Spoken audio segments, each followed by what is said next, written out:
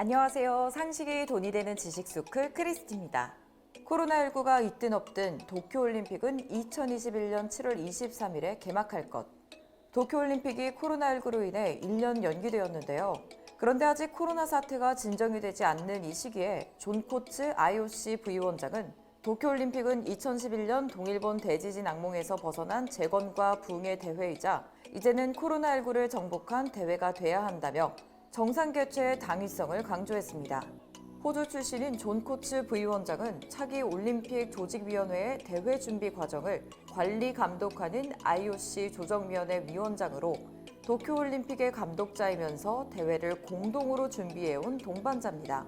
IOC와 도쿄올림픽 조직위 관계자들은 지난주에 만나 2021년에 올림픽을 열 경우 코로나19 확산에 따른 국경보호 대책이 선수들의 일본 입국에 어떤 영향을 줄지, 관중이 경기장을 메울지, 경기장 안전은 어떻게 유지할지 등을 논의했는데요. 이런 점을 고려하면 코츠 위원장이 도쿄올림픽 정상 추진을 강조해온 도쿄조직위의 의중을 대변한 것으로도 볼 수 있습니다.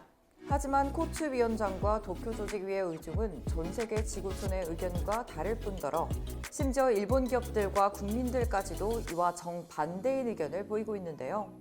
도쿄 상공리서치가 진행한 설문조사의 결과를 보면 이미 1년 미뤄진 대회의 바람직한 형태에 대해 도쿄에 본사를 둔 기업 3,327곳 중 30.7%는 취소를 꼽았고 22.4%는 연기해야 한다고 답변했습니다. 또 취소나 연기, 무관중 개최가 기업 경영에 미칠 영향에 대해선 1,491개 기업이 응답했고 이 중 78.5%가 악영향이 크다고 답했습니다. 악영향에 대해서는 구체적으로 거래처 매출이 줄어 자사도 타격을 받을 것이라거나 외국인 관광객이 오지 않을 것이라고 거론했습니다. 이렇게 올림픽 개최에 대해 일본 국민들은 물론 세계적으로도 여론이 좋지 않습니다. 그런데도 일본이 올림픽을 개최하려는 이유는 단순히 동일본 대지진으로 인해 피폭이 된 후쿠시마가 정상화됐다는 것을 국제사회에 어필하고 망해가고 있는 일본이 아직 끝나지 않았다는 점을 전 세계에 알리는 이른바 부흥올림픽으로 삼으려는 것인데요. 지구촌이 아직 코로나19로 고통받고 있는 이 엄중한 시기에 그저 일본의 이기적인 욕심인 도쿄올림픽을 개최한다고 하는 것이 옳은 선택일까요? 또 실제로 올림픽 자체를 개최할 수는 있을까요? 영상 시작 전 좋아요와 구독하기 부탁드립니다. 전 세계가 인정하는 가치 투자자 워렌 버핏이 인정한 바로 그 책, 오른쪽 버튼을 눌러보세요. 코로나19가 확산되면서 도쿄올림픽은 1년 동안 개최가 미뤄졌습니다. 그런데 이 와중에 엎친 데 덮친 격으로 이번엔 일본의 한 언론에서조차 도쿄올림픽 유치에 비리가 있었다는 의혹을 제기했습니다. 지난 5월 일본 뉴스위크는 신종 코로나 바이러스 이후 일본에 필요한 유산에 대해 생각하는 특집 기사를 냈는데요. 그중 락다운 없이 코로나19 위기가 지나 내년에 올림픽을 무사히 개최하더라도 투명성이 결여된 일본 정부나 대기업에 대해 국민들이 납득할 수 있을지 의문이라고 우려했습니다. 일본 뉴스위크는 지난 3월 프랑스 검찰이 2016년과 2020년 하계올림픽 개최지 선정과 관련한 비리 의혹 수사를 진행 중이라 알렸는데요. 사실 이 비리 의혹은 남인대학 전 국제육상경기연맹 회장의 부패 혐의를 수사하는 과정에서 드러났습니다. 세네갈 출신의 디악 전 회장은 거액의 뇌물을 받고 러시아 육상 선수들의 조직적인 약물 복용을 은폐한 혐의로 지난해 11월 프랑스 검찰에 체포됐는데요. 지난 1월 세계 반도핑기구가 발간한 보고서에 따르면 지난 2013년 일본의 한 후원자가 디악 전 회장에게 400에서 500만 달러의 협찬금을 전달했고 이 돈 가운데 일부가 아프리카계 위원 6명에게 흘러갔다고 주장했습니다. 2013년은 2020년 올림픽 개최지를 선정한 해인데요. 당초 터키 이스탄불을 지지하던 디악 전 회장은 갑자기 도쿄를 지지하는 것으로 급선회했고 심지어 아프리카계 IOC 위원들에게도 도쿄에 투표하도록 영향력을 행사한 것으로 알려졌습니다. 뿐만 아니라 이 뇌물 스캔들은 현재 일본의 올림픽 조직위원장을 맡고 있는 모리 요시로 전 총리와 조직위 이사 다카하시 하루유키도 연루된 듯한 정황이 포착됐죠. 로이터 통신은 지난 31일 도쿄올림픽 유치위의 재무 기록을 검토한 결과 유치위가 당시 모리 전 총리가 이끌던 가노지고로 기념 국제스포츠연구 교류센터에 130만 달러를 지원한 사실을 확인했다고 보도했는데요. 그러나 현재 IOC와 JOC, 도쿄올림픽 조직위는 저마다 IOC 위원들 간의 사적인 선물 교환이나 금전 거래는 알지 못한다. 올림픽 유치위 활동은 JOC와는 별개다. 유치위가 이미 해체됐기 때문에 어떤 활동을 했는지 알 수가 없다는 반응을 보이며 오리발을 내밀고 있습니다. 심지어 일본이 국제대회를 유치하기 위해 비리를 저지른 것은 이번이 처음이 아닌데요. 1998년 나가노 동계올림픽 유치 과정에서도 IOC 위원 9명이 연루됐었죠. 당시 나가노 유치 비리를 조사하던 야기유시로 JOC 사무총장은 IOC 위원 9명이 나가노 올림픽 유치 과정에서 과대한 접대와 선물을 제공받은 것으로 확인됐지만 IOC의 최종 결정이 나기 전엔 명단을 공개할 수 없다고 말도 안 되는 소리를 했습니다. 그리고 실제로 비리 혐의가 포착된 위원들은 가족과 친구들을 동반하고 나가노를 수차례 방문해 향응과 비싼 선물, 여행 경비를 지원받은 것으로 밝혀졌죠. 또 나가노는 올림픽 유치 당시 20억 엔의 거금을 들인 것으로 확인됐지만 당시 회계장부를 모두 파기해 정확한 사용 내용 역시 밝혀지지 않았습니다. 이처럼 과거든 현재든 일본은 올림픽을 유치하기 위해 숱한 비리를 저질러 왔는데요. 이제는 일본과 외부 세력 간의 비리 잡음 외에도 아베의 골판지 사랑 때문에 일본 내부에서의 잡음까지 끊이질 않고 있습니다. 아베의 골판지를 향한 열렬한 사랑은 워낙 유명했지만 하필이면 그 사랑이 올림픽에서마저도 또 발현됐죠. 지난해 9월 2020 도쿄올림픽 선수촌 숙소 사진이 공개됐는데 일본뿐만 아니라 전 세계 여론의 반응이 매우 좋지 않았습니다. 그 이유는 종이 골판지를 여러 장 겹쳐 만들어 놓은 엉성해 보이는 침대 때문입니다. 이 침대는 작은 상자를 여러 개 엮어 큰 상자를 만들고 그렇게 만들어진 상자 2개를 또다시 붙여 하나로 만들었는데 큰 뼈대뿐만 아니라 연결 부위도 모두 종이로 되어 있습니다. 조직위는 첫 공개 당시 조립 과정을 시연하며 종이로 만들어 가볍지만 200kg 정도를 지탱할 수 있다고 강조했습니다. 한편 이런 골판지 침대에 대해 여론의 반응이 엇갈렸는데요.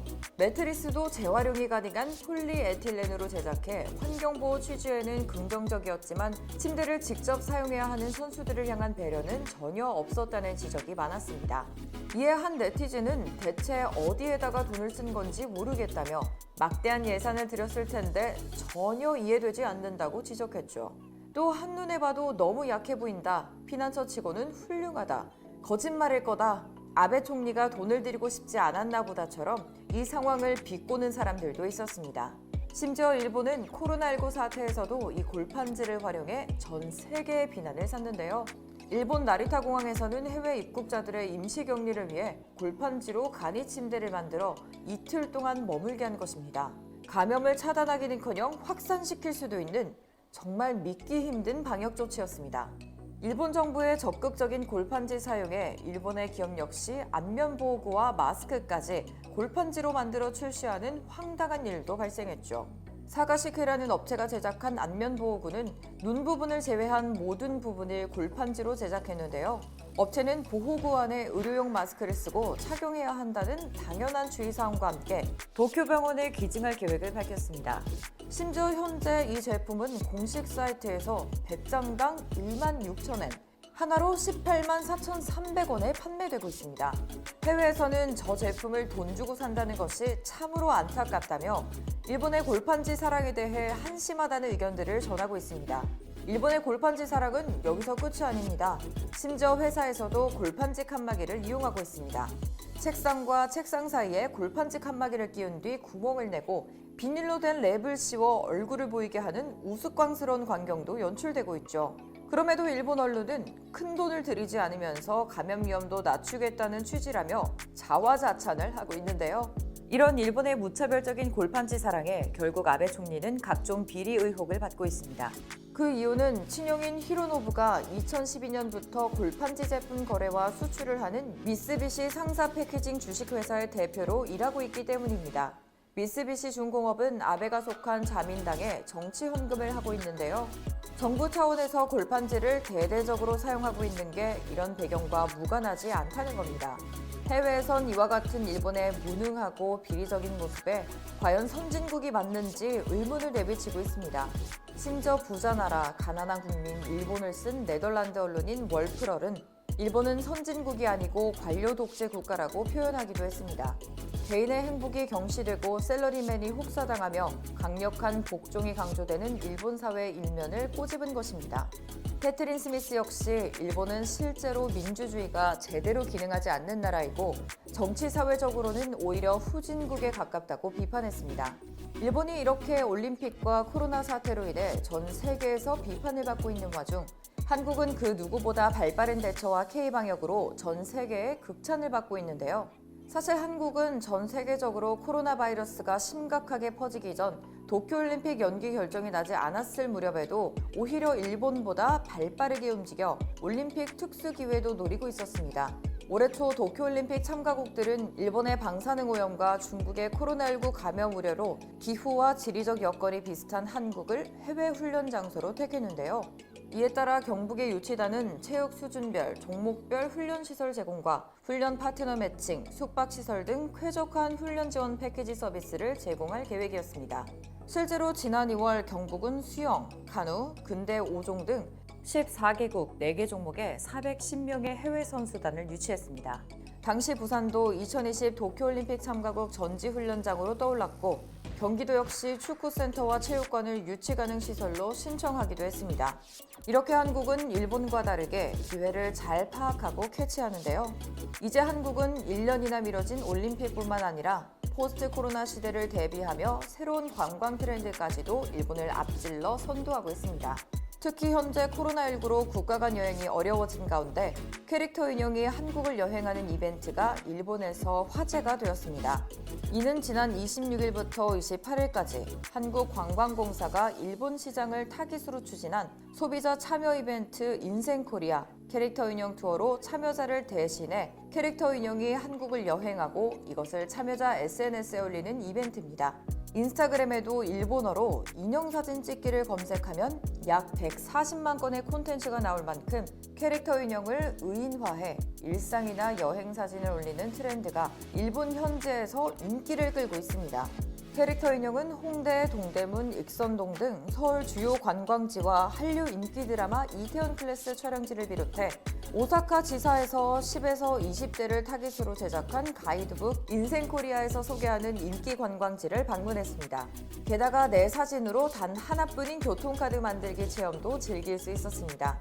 실제로 2주간의 모집 기간 동안 총 80여 명이 신청했을 만큼 인기가 좋았기에 오는 10월 중 캐릭터 인형 한국 여행이 제주를 무대로 추가 실시할 예정이라고 합니다.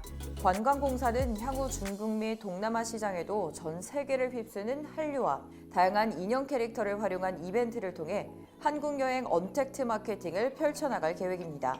심지어 전 세계 한류 관심층은 한국 방문 의향이 62.5%로 매우 높은데요. 또 코로나19가 장기화되면서 코로나 사태가 종식되면 가장 먼저 하고 싶은 것 1위에 여행이 꼽힐 만큼 세계인들이 여행에 갈망하고 있습니다. 앞으로 달라질 관광 트렌드를 파악하고 대응하기 위해 문화체육관광부와 한국관광공사는 관광 분야 예비 창업자를 위한 관광창업 아카데미를 개설했습니다. 또 과거 88올림픽을 개최할 당시 36개국 1,600여 명 규모의 서울올림픽 출전 선수들 가운데 10%가 넘는 선수들이 일본에서 전지훈련을 받았지만 이번엔 상황이 역전됐죠. 게다가 한국은 이제 기술과 경제뿐만 아니라 소프트 파워를 보여주는 문화 콘텐츠에서도 일본에 전혀 밀리지 않고 오히려 압도하고 있습니다. 앞으로 무슨 일이 생기던 한국이 지금처럼만 준비하고 대응한다면 도쿄올림픽이 개최되든 취소되든 어떠한 경우의 수를 두고 앞을 내다봐도 옳고 이익이 되는 방향으로 움직일 것입니다. 여러분도 앞으로 대한민국이 포스트 코로나 시대에 달라질 관광 트렌드에서도 그 누구보다 앞서가 전 세계를 대표하는 관광대국으로 거듭날 수 있다고 생각하시지 않나요? 이와 관련된 여러분의 다양한 의견 댓글로 남겨주시면 감사하겠습니다. 혹시 주식 하시나요? 세계 1위 투자가 워렌 버핏도 극찬한 한국의 급등 종목 발굴 사이트 다트. 궁금하지 않으신가요? 이 책 한 권이면 왜 급등 종목이 나오는지 완벽히 파악할 수 있다. 오른쪽 버튼을 클릭해주세요. 안녕!